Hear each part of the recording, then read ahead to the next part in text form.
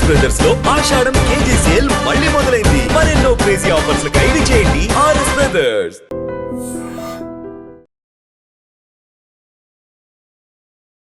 నమస్కారం, welcome to I dream. ధర్మ మార్గం విత్ విజిత కార్యక్రమానికి స్వాగతం.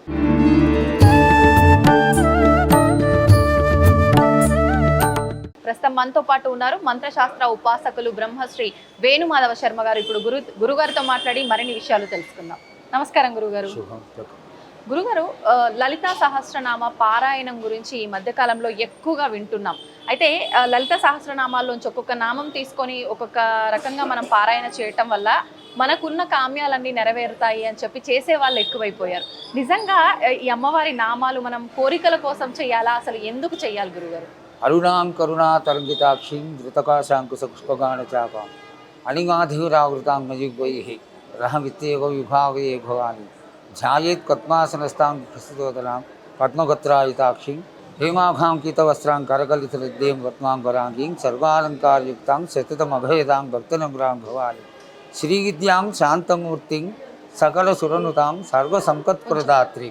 ధ్యాన శ్లోకంలోనే చెక్కగొడుతుందన్న శ్రీవిద్యాం అంటే మంత్రశాస్త్రానికి ప్రధానమైనటువంటి విద్య ఏది అంటే ఈ యొక్క దేవతా సంబంధమైనటువంటి విద్య మాత్రం.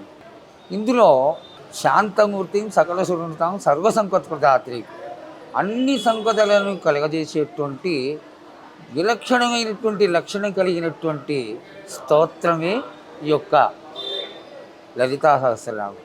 అందరూ విశేషంగా పూజించేటువంటి మనుష్య స్వరూపంలో ఉన్నటువంటి దేవతామూర్తులు కంచి పరమాచార్యులు ఎప్పుడు చూసినా అందరినీ కూడా లలితా సహస్రనామ పారాయణం చేసుకోండి అని చెప్తూ ఉండేవాళ్ళు. లలితా సహస్రనామం, సౌందర్యలహరి, కనకధారా స్తోత్రం, ఇవన్నీ కూడా ముత్తైదువులందరికీ, ముత్తైదువులే కాదు ఆడవాళ్ళందరూ కూడా చేసుకోవచ్చు. అందరూ కూడా చాలా చక్కగా ఎవరి యొక్క సహాయ సహకారాలు లేకుండా చేసుకునేటువంటి ఒక గొప్ప లక్షణం కలిగినటువంటిదే ఈ యొక్క లలితా సహస్రనామం. వారు కంచి కరుణాచార్యులు వారు ఒక గొప్ప విశిష్టతతో ఈ లలితా సహస్రనామాన్ని చేసుకోమండంలో గల కారణం ఏంటంటే ఈ లలితా సహస్రనామం కేవలం వింటూ ఉంటే నోటికి వచ్చేసేటువంటి చక్కటి విద్య. ఇది శ్రీమాత శ్రీ మహారాజ్ని శ్రీమత్సింహాసనేశ్వరి అని మొదలుపెడితే శివశక్తిక స్వరూపిణి లలితాంబిక అనేంత వరకు కూడా ఎంతో ఆనందంగా వాళ్ళకే తెలియకుండా వేయి నామాలు వెళ్ళిపోయేటువంటి ఒక కుంకుమార్చనే అనుకోవచ్చు, ఒక స్తోత్రమే అనుకోవచ్చు, ఒక మంత్రమే అనుకోవచ్చు. కానీ ఇది అంత చక్కటి ఒక స్తోత్రం. ఈ స్తోత్రంలో ఉన్నటువంటి విశిష్టత ఏమిటి అంటే ఇది సమ్మోహన శక్తి కలిగినటువంటిది అని వారు మనందరినీ ఆశీర్వదించడం జరిగింది. అయితే ఆడవాళ్ళందరూ కూడా ఈ లలితా సహస్రనామ పారాయణం చేసి ఎవరెవరికి కావాల్సినటువంటి కోరికలన్నీ కూడా వాళ్ళందరూ నెరవేర్చుకుంటూనే ఉన్నారు. అంత చక్కటి విద్య కాబట్టి ఇప్పుడు ఈ రోజుల్లో ఆడవాళ్ళందరూ కూడా ఒక 10-15 మంది కూడారు అంటే అక్కడ చక్కగా లలితా సహస్రనామం చేయడం, ఆ లలితా సహస్రనామ పూజ చేసి అక్కడ చక్కగా ఒక భజన చేయడం కానీ సత్సంగాన్ని నేర్కొచ్చుకోవడం కానీ ఇవన్నీ చేస్తూ ఉంటారు. దీనిలో విశిష్టత చక్కటిది కాబట్టి అందరూ కూడా ఈ యొక్క లలితా సహస్రనామాన్ని పారాయణ చేసి అందరూ వారి వారి కోరికల్ని తీర్చుకొని అమ్మవారి పరిపూర్ణమైనటువంటి ఆశీర్వాదానికి పాత్రలు అవుతారని ఆశిస్తున్నాను. గురుగారు, ఇప్పుడు ఈ పారాయణం చేస్తున్నప్పుడు నియమాలు ఏమైనా పాటించాల్సి ఉంటుందంటారా?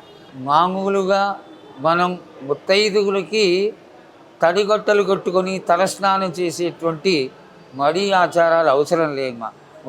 ముత్తైదువు మామూలుగా స్నానం చేసి ఉతికిన గట్ట కట్టుకొని చక్కగా యథావిధిగా కుంకం కట్టుకొని కూర్చుని ఈ యొక్క లలితా సహస్రనామం చేసి అట్లాగే వారికి తోచిన విధంగా పండో ఫలమో లేకపోతే ఇష్టమవుతే పులిహార, పాయసం, పెరుగన్నం ఇట్లాంటిది ఏదైనా చేసి అమ్మవారికి నైవేద్యం పెట్టుకోవచ్చు.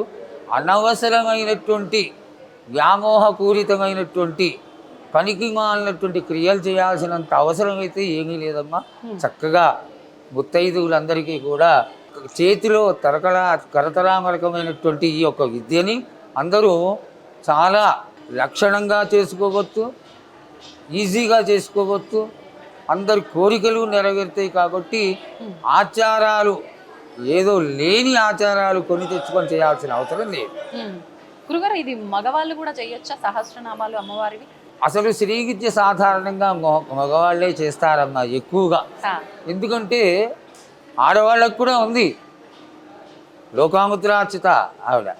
అయితే ఆడవాళ్ళ కంటే ఎక్కువగా ఈ పూజాక్రియలో అమ్మవారికి నవాగరణార్చన, ఆమ్నాయ పారాయణం, ఆమ్నాయ పూజ, ఈ యొక్క అమ్మవారి యొక్క విశేషమైనటువంటి స్తోత్రాలు, ఇవన్నీ ఎంత చేసుకుంటే అంత ఉంటుంది. సాధారణంగా పొద్దున, మధ్యాహ్నం, సాయంత్రం త్రికాలముల యందు నవాగరణార్చన చేస్తే కనీసం 16 గంటలు పడుతుంది. ఆ శక్తి ఓపిక కొంచెం చేయగలిగినటువంటి సమయం మగవాళ్ళకి ఎక్కువగా ఉంటుంది. కాబట్టి ఎక్కువగా మగవాళ్ళే చేస్తారు.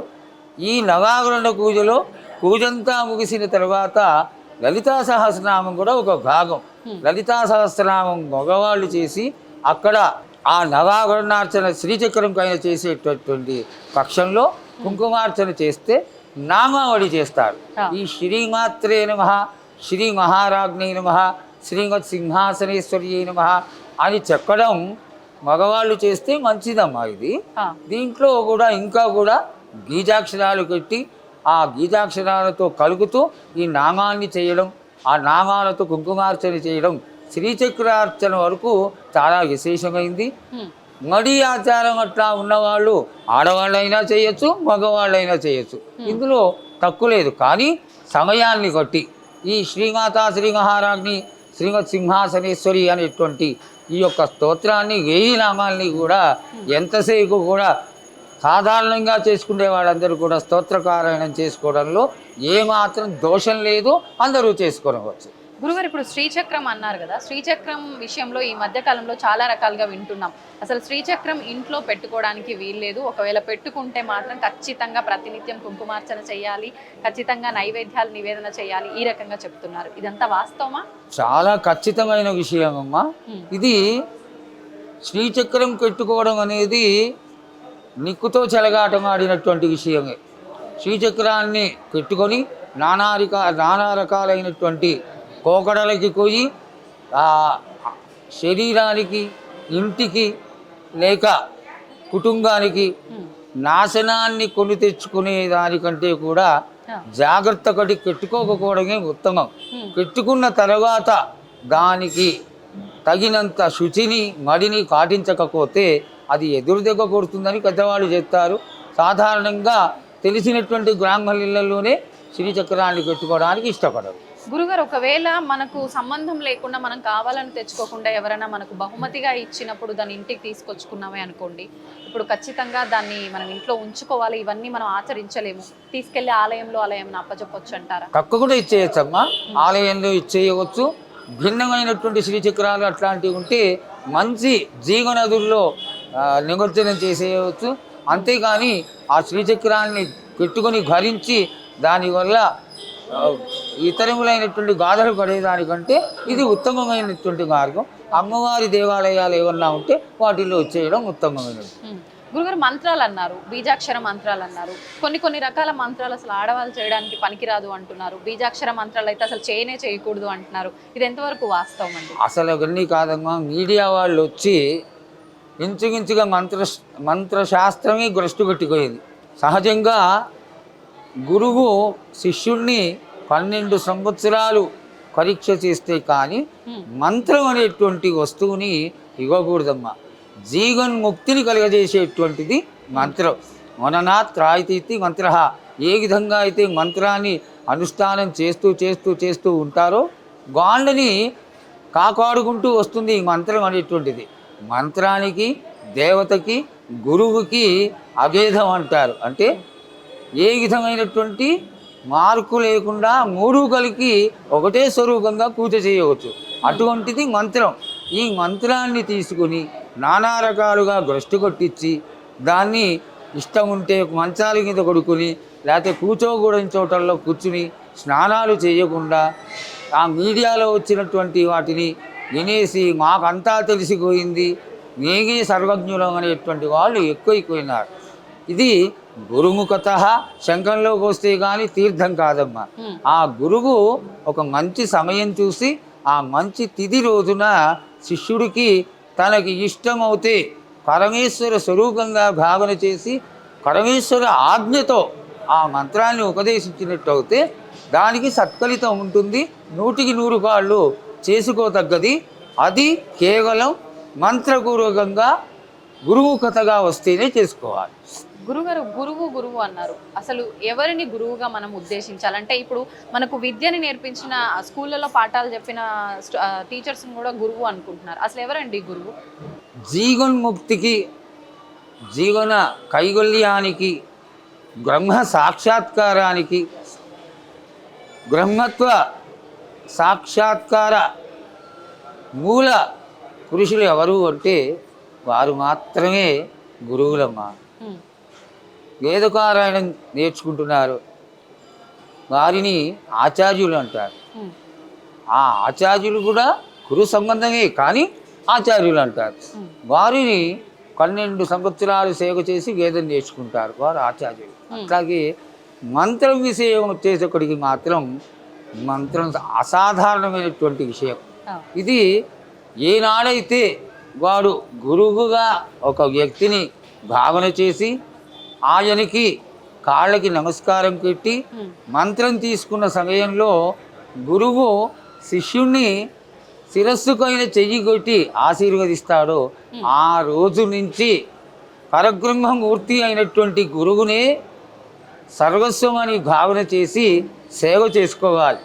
అఖండిత దీక్షతో గురువుకి సేవ చేసుకున్నందువల్లే ఈ విధమైనటువంటి మోక్ష మార్గానికి దగ్గర అవుతాడు. వాడు కైవల్యం సంప్రాప్తం అవుతుంది, బ్రహ్మ సాక్షాత్కారం కలుగుతుంది. అక్కడ విశేషం ఏమిటి అంటే ఆ గురుస్వరూపంలోనే గురుర్బ్రహ్మ గురుర్విష్ణు గురుర్దేవో మహేశ్వర ఈ ముగ్గురు స్వరూపమే కాకుండా గురు సాక్షాత్ పరబ్రహ్మ, పరం బ్రహ్మ స్వరూపం ఏదైతే ఉందో అదే గురువు.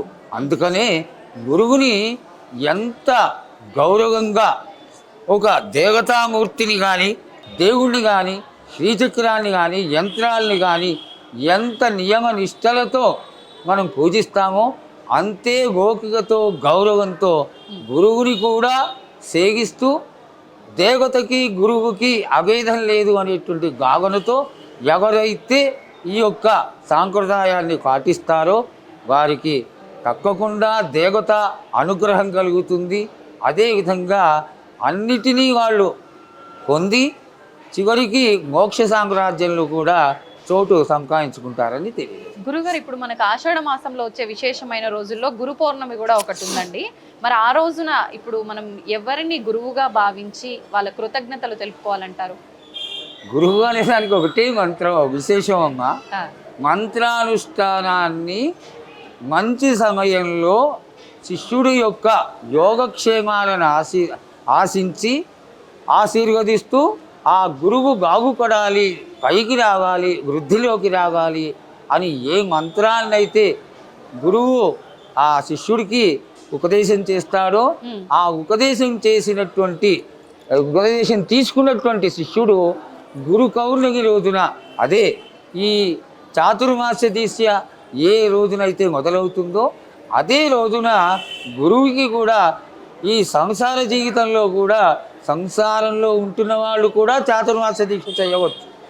ఈ చేసేటువంటి ఇంతటి శక్తి కలిగినటువంటి మంచి వ్యక్తిని ఎన్నుకొని కానీ గురువుపదేశం తీసుకుంటే వాళ్ళకి తప్పకుండా గురు పూజ చెయ్యాలి. ఆ రోజున చేసి తమకు తోచినంత సంభావన ఇచ్చి, గురువులు అడగకపోయినా తన శక్తిని అనుసరించి ఆ గురువుల్ని సంతోషపరిచి ఆశీర్వాదం తీసుకోవడం ఈ గురు పౌర్ణమి యొక్క లక్షణం. ధన్యవాదాలు గురుగారు, చాలా మంచి విషయాలు తెలియజేశారు. నమస్తే.